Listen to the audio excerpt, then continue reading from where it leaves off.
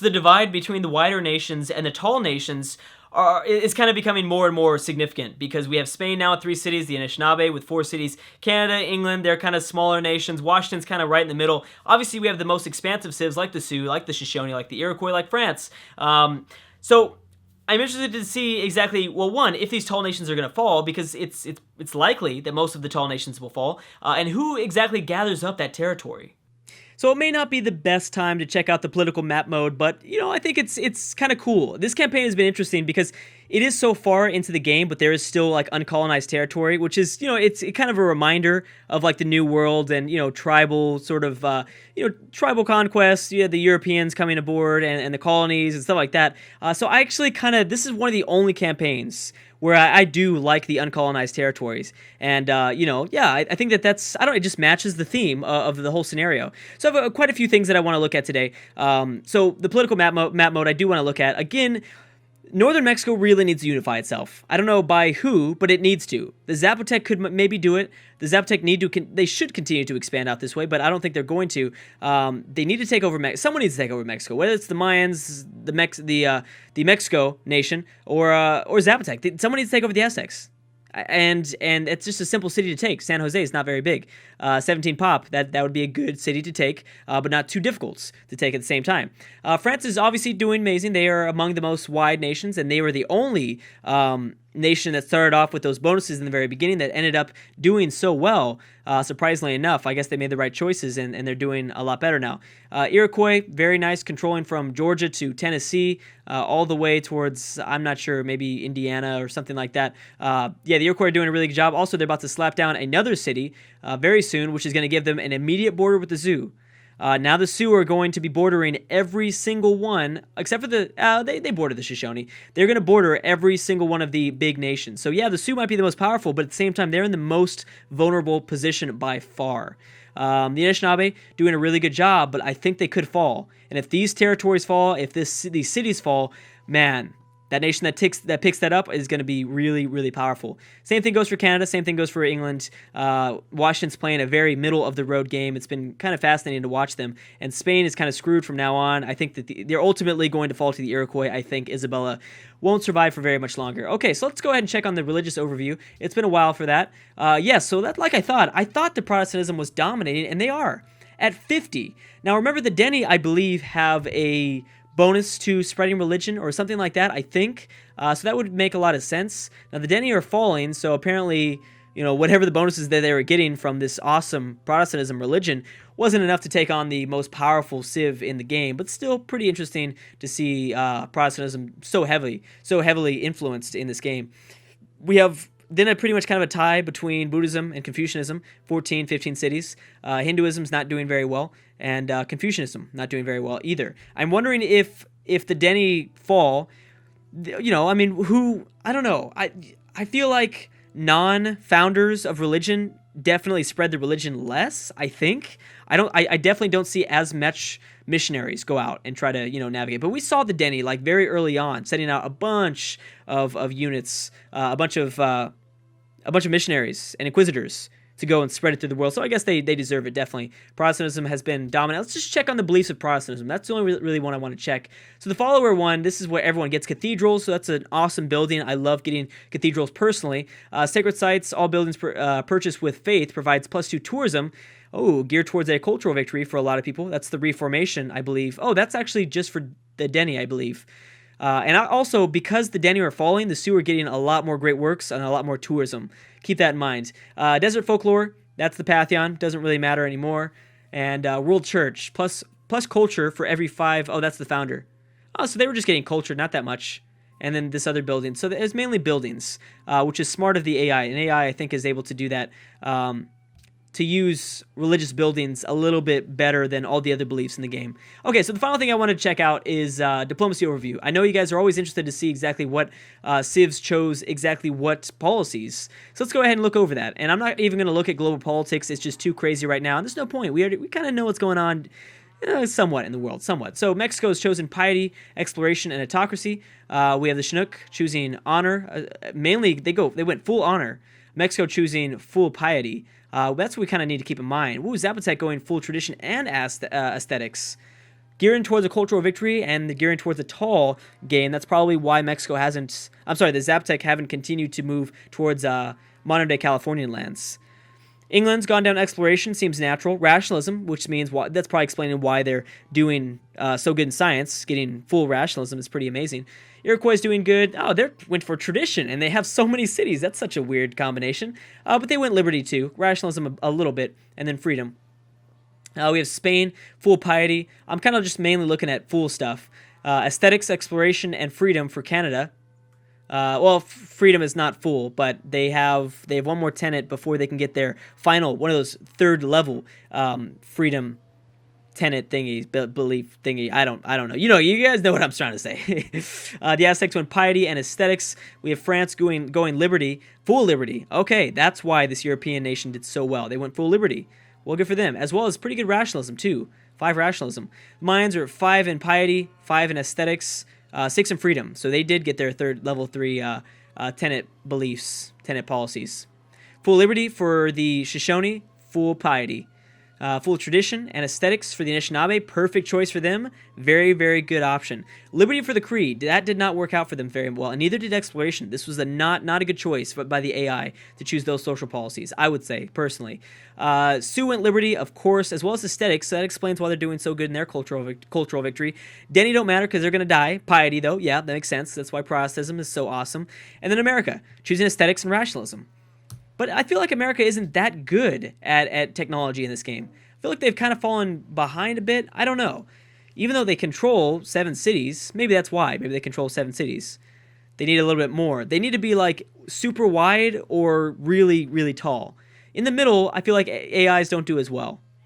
If you're super tall like the Anishinaabe, you're going to do okay, which I still think the Anishinaabe are going to fall to somebody because they just don't have a military. Like, how are they going to be able to keep up defending against the Iroquois, against America, against the Cree, against eventually, I'm sure, Canada, I'm guessing.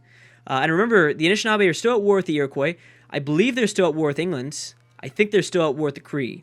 I think. Those are all guesses. We can go ahead and check on that because that is a really significant storyline in this game. Now, where are they? Yes, they are. Actually, no. They peaced out with the Cree a while ago. But they are still at war with England and the Iroquois. Okay, so what is this? World ideology of autocracy, of course, that was not passed. Nayed by almost everybody except for Mexico and the Sioux. And then the embargo against the Aztecs have been passed. That doesn't mean very much, but still something to keep in mind. Pocatello secretly plotting against the Mayans. Okay, North America. Or Mexico. You were my choice, Mexico. You were my choice. I thought you'd do better, man. You got to go after the Aztecs. The Aztecs are not just going to eliminate themselves, And Mexico's actually got a big old force here. I don't know. Did we miss out on this? Remember, technically France and the Mayans are at war. And the Mayans are definitely underestimated. I have not talked about the Mayans enough. Mayans are good. The Mayans are good. They haven't lost any cities as of right now. Oh, and this is where they're going. But they're probably not going to have any success taking over these cities that Napoleon controls. These former Cree cities. I seriously doubt it. City Bull is playing against the Mayans. Okay, I think that's probably going to happen, actually. But then again, the Sioux are still... Oh, the Sioux have actually stopped their war with the Denny. So maybe the Denny are going to stay alive. They lost their original capital, right? I'm guessing... Let's go and double check on that. Yes. Yeah, they did. They did lose their original capital. So they lost the holy city. But they might still be trying to spread Protestantism. Just to, talk about the religious overview theories that I had going on. Spain's okay, but they need to really become a naval powerhouse if they want to do this. And they need to ally themselves with England. I love that England has a navy, but I want to see them do something with it. You know what I mean? Oh my gosh, they actually managed to do it. The Shoshone took over a city from the Denny. Oh, but they're going to have a tough time keeping that. A very tough time keeping that. Oh, they're not going to keep it. Yep. Washington's plotting against Elizabeth. It's about time. I figured you guys wouldn't like each other, but I guess not.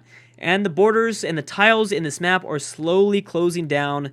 We are almost at a complete, fully colonized land. And I can't wait for that. I really want to see that. I want to know exactly what territory belongs to what territory. And that's probably one, I don't know. We'll see. Again, I don't have an ending time. If there's a clear victory that happens, then yeah, if like a cultural victory pops up, or if someone gets like all 80 technologies, then, you know, I'll probably name them the winner. Yep, they did take it back. Well, good for the Denny. But we'll see. Right now, you know, I think we're far away from another possible victory. And again, those are victories that I'm going to have to eye, because the game's not going to just show me another, you know, second victory. Technically, I'm already doing the wait one more turn sort of thing. I could retire this game. Not going to. I'm just saying it's giving me that option, so no more windows are going to pop up. Man, Mexico, look at that. Mexico's going after somebody. This is their comeback choice. This is where my choice can maybe make some progress here, possibly. They've been disappointing, but hey, you know what? They got themselves up a nice little navy. I do like that. That's one way. Well, the navy is really exclusively going to be used for colonies or Europeans, because the tribes are inland or they're not coastal and stuff like that. So I still like to see these nations building up a navy. Sitting Bull is plotting against Washington. Washington's launched a sneak attack against somebody. Okay, let's see who this is. And what is this? Mine publicly denounced the Sioux. England's publicly denounced the Sioux. Okay. Are they going for the Iroquois or are they going for the Anishinaabe? Might be going for the Anishinaabe. Lots of anti-aircraft guns. Don't know why they're sending those specific units there, but still. England's going after Denny. Seems kind of like an overkill, guys. I would take that. That's just messed up. Canada. There it is. Finally. It's about time. France. But France doesn't border the Anishinaabe, so not a big deal. Oh my goodness. Wow. The Mayans actually did, in fact, take a city. I'm impressed. I was not expecting that one. I didn't think that was going to happen. Okay, well, there you go. But then again, the Mayans are kind of, that's a death wish. Oh my goodness. That is a bunch. That's a huge coalition that just formed against the Anishinaabe. This is America's chance. This is America's this is probably their final chance to do something. They take over these cities. This is going to be a huge comeback. 5 more turns for the world leader proposal. This will really make a huge difference. Pocatello has recaptured. Oh no, the Chinook have actually oh my gosh, the Chinook are actually pushing back. Wow. They're actually pushing back because that city was coastal. They used their unique boats to be able to take back the city. Wow, that's impressive. Very impressive. I'm wondering if the Denny and the Chinook are allied. Oh my gosh, now this is getting fun. Now this is getting real fun. Oh, and the Sioux have got their eyes set, I think, on the Cree. That's what it looks like. The Iroquois are, in fact, bordering the Sioux, too. Got to keep that in mind. Okay, so how's America doing? So yeah, the Anishinaabe were so close from taking the city over from the Iroquois, but it's going to be too late. The Iroquois are going to remain in power very clearly. Obviously, they are. Oh man, I really want to see what's going to happen. Just because, you know, I mean, the Anishinaabe don't really have much of a military. I don't see them surviving this at all. Canada is attacking from the north. England's coming in. They got open borders. Wow. So you're looking at a lot of power for whoever takes these cities of the north. And more than likely, a lot of power is going to go to America. This could be, and they're also going to, they're not going to be able to unify Los Angeles and San Francisco, but still, it's going to be pretty close. They might have the balls or the strength, Washington might, to declare war on Hiawatha and then maybe take away some power. This could really change some things up here. This might be really, really big. The fall of the Anishinaabe, who are obviously the most populated, they're doing good in science, they're all around the best tall civ in the game. This is going to be a big, big thing. Washington's plotting against Spain. Do not do that. If you're rooting for America, you just focus on the Anishinaabe, take as much cities away, because you know what? The AI is going to have a tough time taking away this northernmost city. So technically, I wouldn't be surprised if Washington takes all 3 over himself. Technically, I think he has a big enough military to do it, but he'd be out of the game for a while. And he would have to worry about the Iroquois because he's going to lose a big chunk of his military here. I mean, that's not surprisingly. We'll have to wait and see because he has to navigate through a lot of rivers and a lot of forest, and he has no backup. He has absolutely no backup here, so this might not be... I'm thinking he'll take 1 city, but I don't think he's going to take any more than that. But it really depends on the northern front that the Anishinaabe, because it looks like Canada's not pushing super hard, weirdly enough. I figured that they would push harder, but they're not. Sitting Bull is plotting against the Iroquois, and Washington's plotting against the Cree. Okay. England's going over for some more territory. Looks like they will probably be able to do that. Moving through Quebec and maybe grabbing a spot here. Yeah, that's definitely possible. Just got to be careful of Charlottetown. Okay, so Canada's moving in closer, but actually, you know what? They're not even moving towards this northernmost city. Looks like they're trying to help out America. They're probably not trying to help America, but I think that's the siege they want to go after. Dang.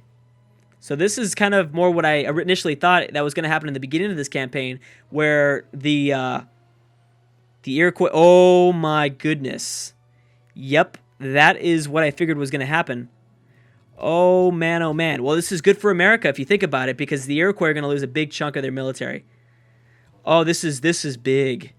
This is really, really big, because this might be the end of the Iroquois.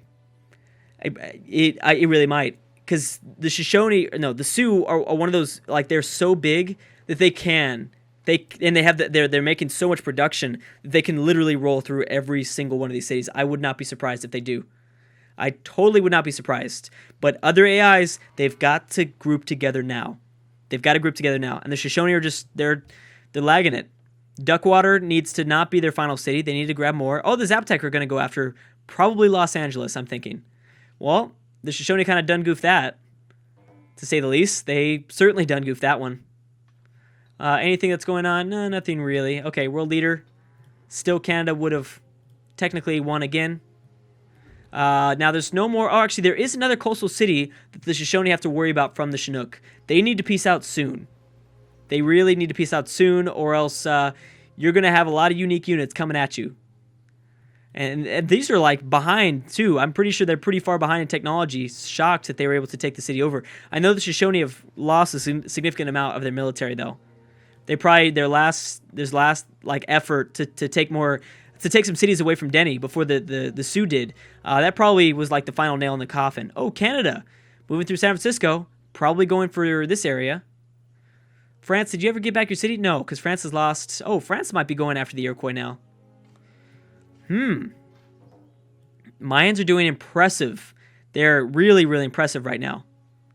Okay, so the good thing, though, for the Iroquois is that it's going to take a while. And everyone else, I guess, besides the Sioux, is that it will take a while for the AI to move through all this land.